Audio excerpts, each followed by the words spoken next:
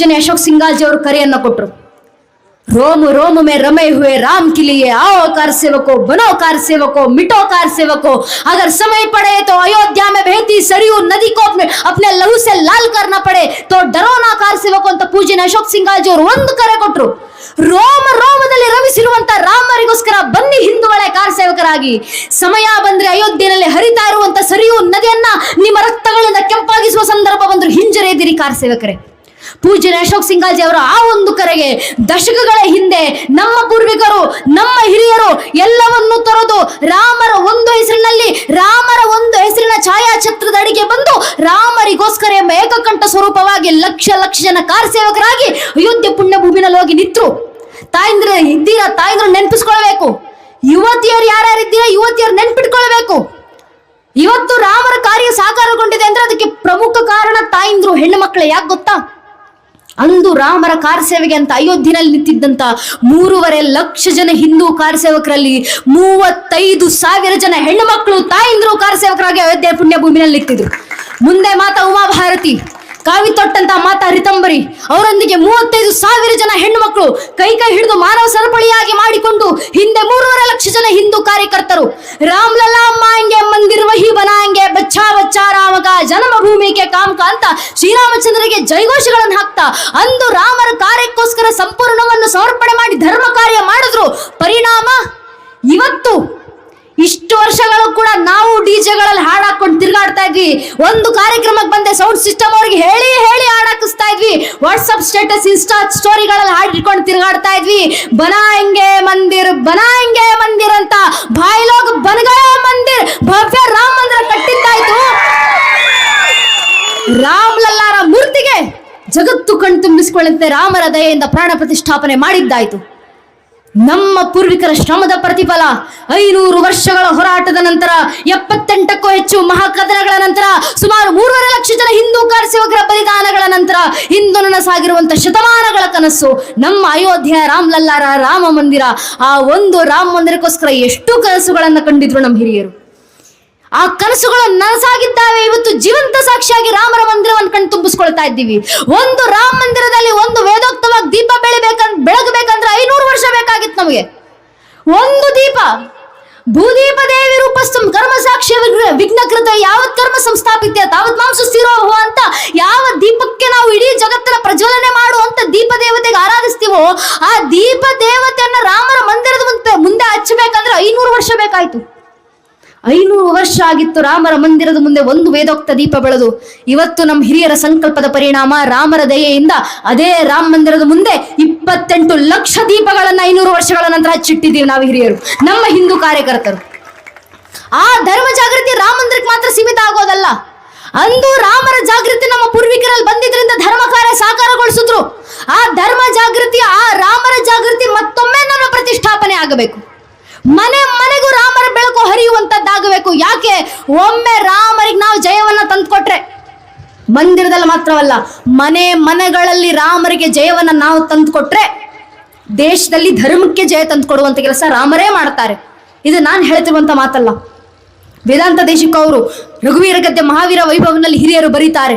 ದಶವದನ ದಮಿತ ದೈವತ ಪರಿಷತ್ ಅಭ್ಯರ್ಥಿತ ದಾಶರಥಿ ಭಾವ ದಿನಕರ ಕುಲ ಕಮಲ ದಿವಾಕರ ದಿವಿಷದಧಿಪತಿ ರಣಸಾಚರಣ ಚತುರ ದಶರಥ ಚರಮರಣ ವಿಮೋಚನ ಕೌಶಲ ಸುತಾ ಕುಮಾರ ಭಾವ ಕಂಚುಕಿತ ಕಾರಣಾಕಾರ ಕೌಮಾರ ಕೇಳಿ ಗೋಪಾಯತ ಕೌಶಿಕಾಧ್ವರ ಋಣಾಧ್ವರ ದುರ್ಯ ಭವ್ಯ ದಿವ್ಯಾಸ್ಯ ಬೃಂದ ವಂದಿತ ಪ್ರಣತ ಜನ ವಿಮತ ವಿಮತಣ ದುರ್ಲಳಿತ ದೋರ್ಲಳಿತ ತರುತರ ವಿಷಕವಿ ತಾಡಣ ವಿಖಂಡಿತ ವಿಶರಾರು ತಾಟಿಕೆಯ ಅಂತ ಸ್ಪಷ್ಟ ರಘುವೀರ ಗದ್ಯಂನಲ್ಲಿ ಬರೆದ್ರು ನಮ್ಮ ಪೂರ್ವಿಕರು. ಅರ್ಥಾತ್ ಧರ್ಮಕ್ಕೆ ಸಂಕಟ ಬಂದಾಗೆಲ್ಲ ಧರ್ಮ ರಕ್ಷಣೆ ಮಾಡ್ಕೊಳ್ಳಿಕ್ಕೆ ರಾಮರೇ ಅವತರಿಸಿ ಬರ್ತಾರೆ. ರಾಮರು ನಿಂತು ಧರ್ಮ ರಕ್ಷಣೆ ಮಾಡಿದ್ದಲ್ಲೆಲ್ಲ ರಾಮರಿಗೆ ಜಯ ಆಗುತ್ತೆ, ಯಥಾಖಚಿತವಾಗಿ ಧರ್ಮಕ್ಕೆ ಜಯ ಆಗುತ್ತೆ. ಆದ್ರಿಂದ ಧರ್ಮಕ್ಕೆ ಜಯ ತಂದುಕೊಡ್ಬೇಕಾ? ರಾಮರಿಗೆ ಮೊದಲು ಜಯವನ್ನು ತಂದುಕೊಡಿ. ರಾಮರಿಗೆ ಜಯವನ್ನು ತಂದುಕೊಡುವಂತ ಕೆಲಸ ಮನೆ ಮನೆಗಳಲ್ಲಾಗ್ಲಿ ಯಾರಿಂದ ಸಾಧ್ಯ? ತಾಯಿಯಿಂದ ಮಾತ್ರ ಸಾಧ್ಯ. ಮಕ್ಕಳಲ್ಲಿ ಧರ್ಮ ಜಾಗೃತಿ ಯಾರು ಮೂಡಿಸ್ಲಿಕ್ಕೆ ಸಾಧ್ಯ? ಚಿಕ್ಕಂದಿನಿಂದ ಅಕ್ಷರ ಬರ್ದೇ ಇರುವಂತ ನಮ್ಮ ತಾಯಿಂದ್ರು ವಚನಗಳನ್ನ ಬಾಯಿ ತುಂಬ ಹೇಳ್ತಿದ್ರು. ಆ ತಾಯಿಂದ್ರು ಬಾಯಲ್ಲಿ ವಚನಗಳನ್ನ ಹೇಳ್ತಿದ್ರಿಂದ ಅದನ್ನ ಕೇಳಿ ಕೇಳಿ ನಾವು ಕಲ್ತ್ಕೊಂಡ್ವಿ. ಆ ತಾಯಿಂದ್ರು ಕೊಟ್ಟಂತ ಸಂಸ್ಕಾರ ಇವತ್ತಿಗೂ ಜೀವಂತ ಇದೆ. ಇವತ್ತಿಗೂ ನಮ್ಮ ಮಠ ಮಂದಿರ ಉಳಿದಿದೆ. ಯಾರನ ಕಾರಣದಿಂದ? ತಾಯಿಂದ್ರ ಕಾರಣದಿಂದ ಅಲ್ವಾ? ಅಂದು ನಮ್ಮ ಹಿರಿಯರು ತಾಯಂದ್ರು ಸಂಧ್ಯಾ ಕಾಲದಲ್ಲಿ ಮನೆಗೆ ದೀಪ ಹಚ್ಚುವ ವೇಳೆಗೆ ಮಠಗಳಿಗೆ ಬಂದು ದೀಪವನ್ನು ಹಚ್ಚಿದ್ದಾರೆ. ಯಾಕೆ? ಆ ತಾಯಂದ್ರಿಗೆ ಸ್ಪಷ್ಟವಾಗಿ ತಿಳಿದಿತ್ತು ಒಂದು ಮನೆಯಲ್ಲಿ ಒಂದು ದೀಪ ಹಚ್ಚಿದ್ರೆ ಒಂದು ಮನೆ ಬೆಳಗುತ್ತೆ, ಅದೇ ಒಂದು ಮಠದಲ್ಲಿ ದೀಪ ಹಚ್ಚಿದ್ರೆ ಇಡೀ ಊರು ಬೆಳಗುತ್ತೆ ಅನ್ನೋ ಸತ್ಯ ಗೊತ್ತಿದ್ರಿಂದ ನಮ್ಮ ತಾಯಿಂದ್ರು ನಿರಂತರ ಮಠ ಮಂದಿರಗಳಿಗೆ ಬರ್ತಿದ್ರು, ದೀಪಗಳನ್ನ ಹಚ್ತಿದ್ರು, ವಚನಗಳನ್ನ ಹಾಡ್ತಿದ್ರು. ಆ ತಾಯಿಂದ್ರ ಜಾಗೃತಿ ಹೀಗೆ ಮುಂದುವರಿಬೇಕಿನ್ನು. ಮನೆಯ ಮಕ್ಕಳ ಜಾಗೃತಿಯನ್ನ ಮೂಡಿಸಿ, ಏನು ಜಾಗೃತಿ ಮೂಡಿಸ್ತೀವೋ ಇಲ್ವೋ, ಏನನ್ನು ಕಲಿಸ್ಕೊಡ್ತೀವೋ ಇಲ್ವೋ, ಕನಿಷ್ಠ ಪಕ್ಷ ಸಂಸ್ಕಾರವನ್ನ ಕಲಿಸಿಕೊಡೋಣ. ಈ ಪರಂಪರೆಯನ್ನ ಪರಿಚಯಿಸಿರೋಣ. ಯಾಕೆ ನಮ್ಮ ಹೆಣ್ಣು ಮಕ್ಕಳು, ಏನಕ್ಕೆ ನಮ್ಮ ಮನೇಲಿರುವಂತ ಮಕ್ಕಳು ವಿಭೂತಿ ಬೆಳಿಬೇಕು ಹಣೆಗೆ, ಏನಕ್ಕೆ ಕುಂಕುಮ ಇಡಬೇಕು, ಏನಕ್ಕೆ ಗಂಧ ತಿಲಕ ಭಂಡಾರ ಇಡಬೇಕು, ಏನಕ್ಕೆ ಕೈಗೆ ಬೆಳೆ ತೊಡಬೇಕು, ಇದನ್ನಾದ್ರೂ ಕಳಿಸ್ಕೊಡೋಣ ಅಲ್ವಾ ನಮ್ಮ ಮಕ್ಕಳಿಗೆ. ಏನಕ್ಕೆ ಕೈಗೆ ದಾರಗಳನ್ನ ಕಟ್ತೀವಿ? ಎಷ್ಟರ ಮಟ್ಟಿಗೆ ಪರಿಸ್ಥಿತಿ ಯಾವ ರೀತಿ ಆಗಿದೆ ಅಂದ್ರೆ, ನಮ್ಮ ಪೀಳಿಗೆಯದ್ದು. ಅಲ್ಲಮ ಪ್ರಭುಗಳು ಒಂದು ಕಾಲದಲ್ಲಿ ಭವಿಷ್ಯವನ್ನ ನುಡಿದಿದ್ರು. ಎತ್ತ ಸಾಗುತ್ತಿದೆ ಸಮಾಜ ಅನ್ನೋ ಪ್ರಶ್ನೆಗೆ ಎತ್ತ ಸಾಗುತ್ತಿದ್ದೇವೆ. ಅಲ್ಲಮ ಪ್ರಭು ಉತ್ತರ ಕೊಡ್ತಾರೆ, ಬಂಜೆ ತಾಯಿಯ ಹೆರದ ಮಗುವಿನ ಹಸಿವೇನೆಂದು ಕೇಳಿದರೆ ಈಯದ ಎಮ್ಮೆಯ ಹಾಲಿನ ಗಿಣ್ಣನು ಬೇಡುವನು, ತೆಂಗೆ ರೊಂಬೆಗಳಿಲ್ಲದ ಮರವನ್ನೇರು ಕೂತು ಹಣ್ಣು ತಿನ್ನುತ್ತಿದ್ದಾನೆ, ಗುಹೇಶ್ವರ ಗುಹೇಶ್ವರ ಇಳಿ ಇಳಿ ಎಂದರೆ ಅಳುತ್ತಿದ್ದಾನೆ ಅಂತ. ಆ ಪರಿಸ್ಥಿತಿ ನಮ್ಮ ಸಮಾಜದ್ದಾಗಿದೆ. ತೆಂಗೆ ರೊಂಬೆಗಳಿಲ್ಲದ ಮರವನ್ನೇರು ಕೂತು ಹಣ್ಣು ತಿನ್ನುತ್ತಿದ್ದಾನೆ.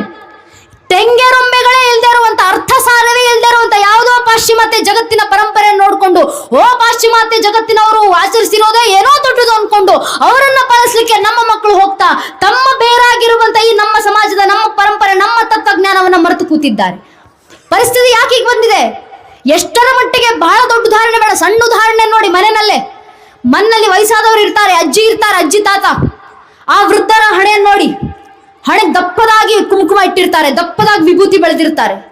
ದೂರದಿಂದ ನಿಂತು ನೋಡಿದ್ರೆ ಅವ್ರ ಹಣೆನಲ್ಲಿರುವಂತಹ ಆ ವಿಭೂತಿ, ಆ ಕುಂಕುಮದ ತೇಜಸ್ಸು ಕಣ್ಣಿಗೆ ತಾಗುವಂತದ್ದಿರುತ್ತೆ.